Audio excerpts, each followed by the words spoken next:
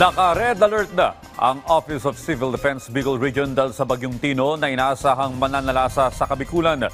Inalerto na rin ang Philippine Coast Guard Bicol matapos sa mga kanselasyon ng mga sea travel.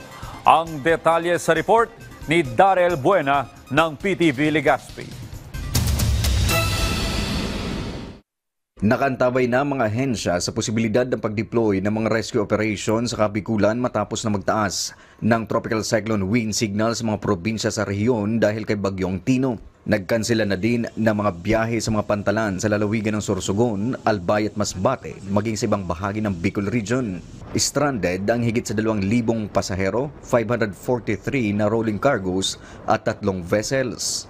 Sa Matnog Port, ilang mga individual din ang natenga sa ticketing area tapos nakansilahin ang biyahe ng mga patawid ng Visayas at Mindanao. Kanselado pa din ang mga pasok ngayong araw ng Martes dahil sa banta ng malakas na ulan dahil sa Bagyong Tino. Kuya kami ito ay naghihirap na dahil sa kulang ng budget. Pauwi pa kami ng Leyte. Kaya dito kami umuwi. Kaya hindi niya alam kung kailan kami makakasakay. Kaya naman makakarating sa aming parurungan. Mula sa PTV Legazpi, Darrell Buena para sa Pambansang TV sa Bagong Pilipinas.